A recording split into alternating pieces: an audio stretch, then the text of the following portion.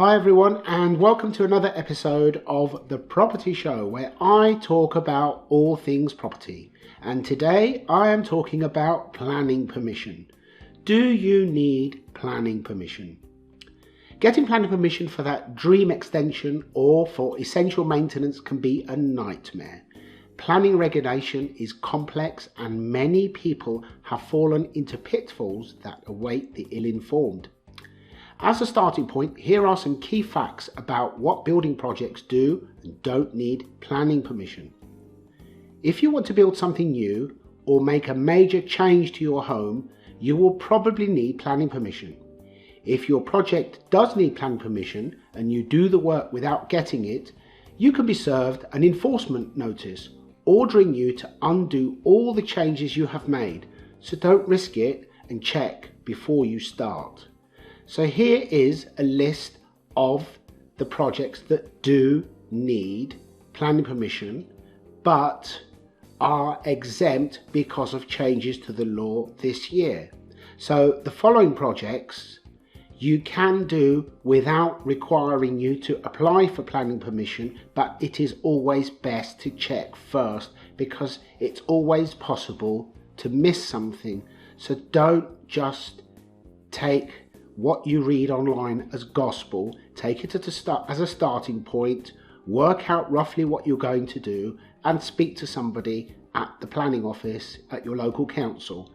They'll normally consult with you for free and they'll confirm what is or isn't allowed. Then once you've got their opinion, then you can go on to an architect, again discuss it with the architect and make sure that he confirms with the council in writing that your project does not need planning permission because it's exempt.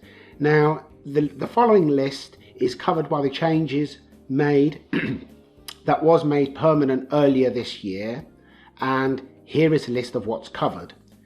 So no more than half the area of land around the original house would be covered by additions or other buildings. No extension forward of the principal elevation or side elevation fronting a highway. No extension to be higher than the highest part of the roof. Single-storey rear extensions must not extend beyond the rear wall of the original house by more than 8 metres if a detached house or more than 6 metres for any other house. If the house is in Article 2/3 designated land or a site of special scientific interest, this limit is reduced to 4 metres. If a detached house or 3 metres for any other house. These limits are now permanent and subject to the neighbour consultation scheme. This requires that the relevant local planning authority is informed of the proposed work via a prior approval application.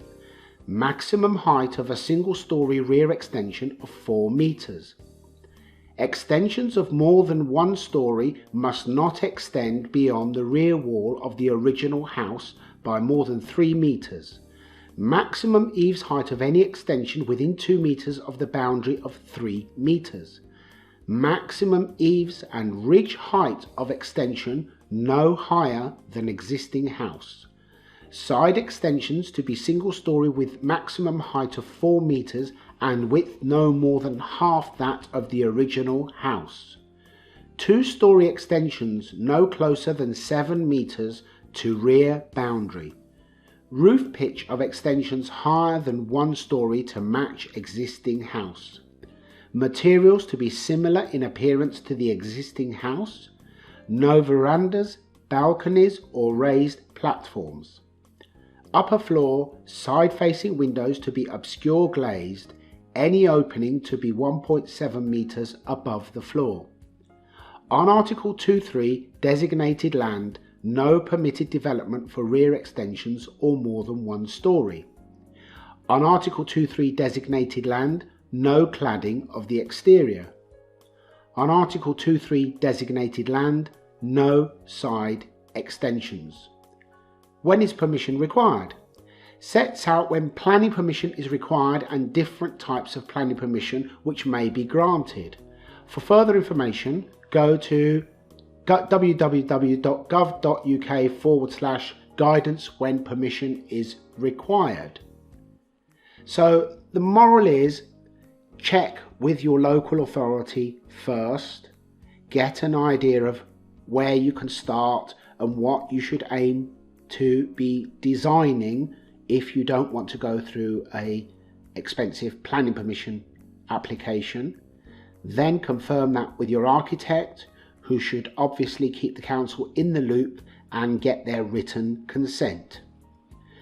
Now, how does this affect you if you have a property that has had an extension but you don't have the paperwork and you are thinking to sell? This is where you need to get everything in order before you put your property on the market. Many people simply think that the retrospective planning laws will apply if they have an extension of more than 10 years. There is also retrospective planning for 4 years if it's for change of use rather than an extension, but don't take it for granted. There's even insurance companies that claim to cover you, but to be honest, they're not worth the paper they are written on.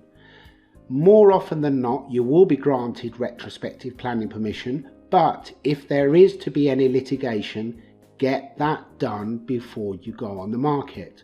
So if you have any changes, if your property has any changes from the original house as it was built, confirm with the council that everything is on record there, that there is no need for any retrospective planning permission, and that way you have all your paperwork, everything is in order, windows, doors, extensions, change of use, a garage perhaps, anything like that.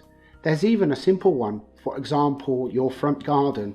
If you are going to pave your front garden with more than 5 square meters of a non-permeable surface, you actually need planning permission. And if you're in the process of selling your property, that could lose you a sale. So if you get everything done and you actually consult with planning, it could save you a lot of problems in the future. Be back with you in another video. Goodbye.